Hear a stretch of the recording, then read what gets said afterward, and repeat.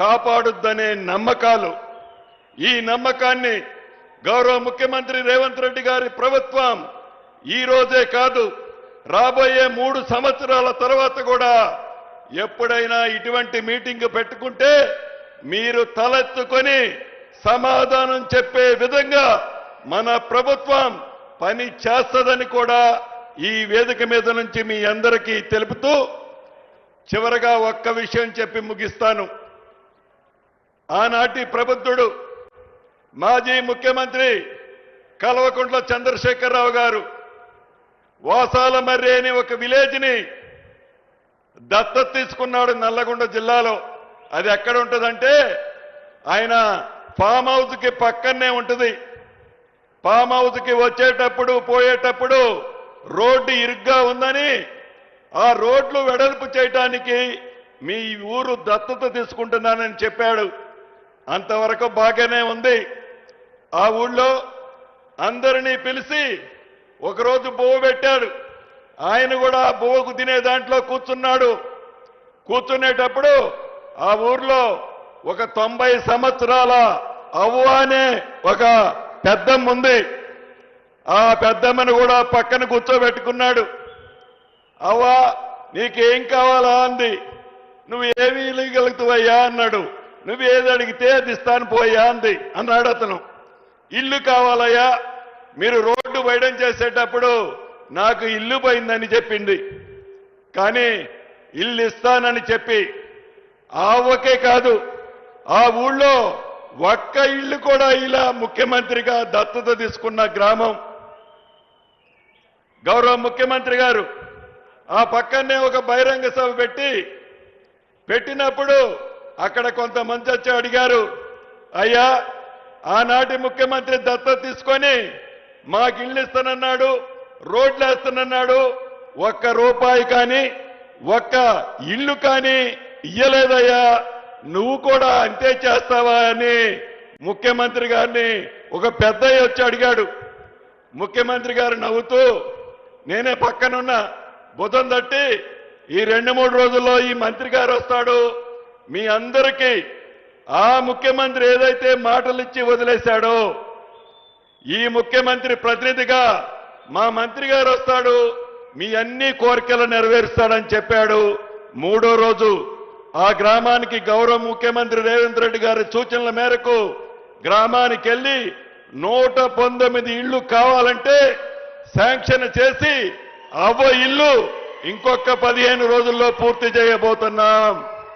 అది ఇందిరమ్మ ప్రభుత్వం అంటే, మాటిస్తే మడమ తిప్పని ప్రభుత్వం అంటే మన రేవంత్ అన్న ప్రభుత్వం. చివరికి ఆయన సొంతూరు ఏ ఊరండి అది? ఆయన సొంతూరు చింతమడక అనే ఒక ఊరు ఉంటుంది. ఆయన పుట్టి పెరిగిన ఊరు చింతమడక కూడా ఇందాక దత్తత తీసుకున్న గ్రామానికి ఏ మాటలైతే సొల్లు పురాణం చెప్పాడో అదే మాటలు చింతమడకలో కూడా చెప్పాడు. అక్కడ మొండిగోడలతో ఇల్లులు పొదుల సంఖ్యలో ఉన్నాయి. ఈ ప్రభుత్వం బేసిజాలకి పోకుండా, పట్టుదలకి పోకుండా, పేదవాడు సౌలభ్యం కోసం, పేదవాడికి మంచి జరిగితే ఏది చేస్తే మంచి జరుగుద్దో అది చేయటానికి ఈ ప్రభుత్వం గౌరవ ముఖ్యమంత్రి రేవంత్ రెడ్డి గారి సూచనలతో తూచా తప్పకుండా మాటలు తక్కువ చెప్పి చేతలు ఎక్కువ చేసే ప్రభుత్వం, మీరెన్నుకున్న ప్రభుత్వం, మీ దీవెనలతో ఉన్న ప్రభుత్వం, మీ ఇందిరమ్మ ప్రభుత్వం అని మీ అందరికీ మనస్ఫూర్తిగా తెలియచేసుకుంటూ, ఇంత పెద్ద ఎత్తున జోరున వర్షం పడుతున్నా ఇక్కడికి విచ్చేసిన వేలాది మంది నా కుటుంబ సభ్యులందరికీ మరొక్కసారి చేతులు జోడించి పేరు పేరున హృదయపూర్వక అభినందనలు, కృతజ్ఞతలు చెప్తూ మీ అందరి దగ్గర సెలవు తీసుకుంటున్నాను. వాడి ఆత్మ గౌరవాన్ని కాపాడే దాంట్లో ఒక్క ఇందిరమ్మ ఇళ్లే కాదు, అనేక సంక్షేమ కార్యక్రమాలని రాష్ట్ర ఆర్థిక పరిస్థితి బాగలేకపోయినా పేదవాడికి ఏదైనా మంచి చేస్తే ఆ మంచి చేయటం వల్ల నాకేమి వస్తుంది, కమిషన్ రాదు కదా అని ఆనాటి ప్రభుత్వం అనుకుంటే, ఈ ప్రభుత్వం గౌరవ ముఖ్యమంత్రి రేవంత్ రెడ్డి గారి నాయకత్వంలోని మన ప్రభుత్వం పేదవాడే మనకి దేవుడితో సమానం, పేదవాడి ఆత్మ గౌరవాన్ని కాపాడటమే మన ప్రభుత్వం యొక్క లక్ష్యమని అన్ని కార్యక్రమాలని ఆర్థిక పరిస్థితులు సహకరించకపోయినా తల తాకట్టు పెట్టైనా అన్న మాట ప్రకారం ఒక్కొక్క కార్యక్రమాన్ని చేస్తూ, ఇక ఇందిరమ్మ ఇళ్ల విషయానికి వస్తే ఆనాటి 10 సంవత్సరాలలో ఆనాటి దొరవారు పేదవాడికి ఇల్లు కట్టించాలనే ఇంగిత జ్ఞానం కూడా లేకపోవటం దురదృష్టకరం.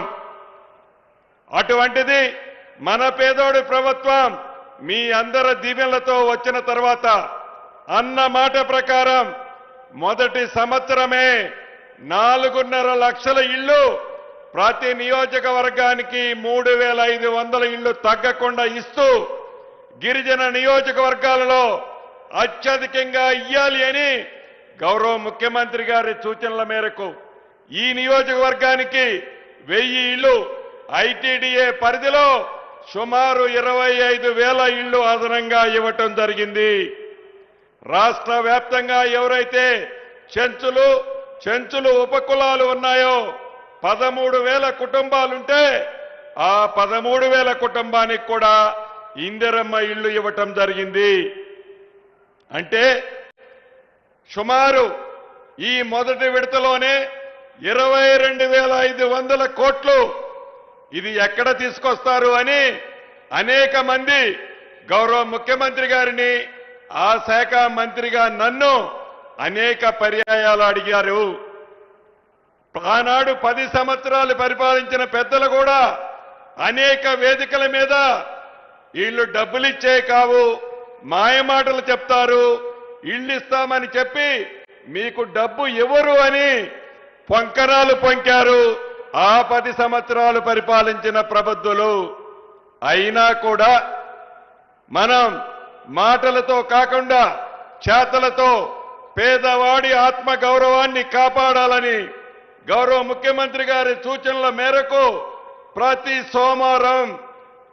సోమవారం నాడు ఏ లెవెల్లో కడితే ఆ లెవెల్లో ఇందిరమ్మ ఇళ్ళకి టింగ్ టింగ్ టింగ్ అంటూ హైదరాబాద్ లో ముఖ్యమంత్రి గారి ఆఫీసులో బటన్ నొక్కితే మీ ఖాతాల్లోకి డబ్బులు జమ అవుతున్నాయి.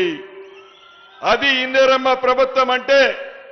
10 సంవత్సరాల కంటే ముందు మన ప్రభుత్వం ఉన్నప్పుడు ఆనాడు 10 సంవత్సరాలలో 23 లక్షల ఇళ్లు కట్టించిన చరిత్ర ఆనాటి మన ఇందిరమ్మ ప్రభుత్వాన్ని. ఇప్పుడు కూడా మళ్ళీ చెప్తున్నాం, ఇది ఒకసారి 4.5 లక్షలు ఇచ్చాం, ఇక కార్యక్రమం అయిపోయింది, మా దగ్గర డబ్బులు లేవు అని ఈ ప్రభుత్వం అనదు. పేదవాళ్ళు ఎవరైతే ఉన్నారో మొదట విడత ఇచ్చాం, ఇంకా గ్రామాల్లో అర్హులైన వాళ్ళు చాలా మంది ఉన్నారు.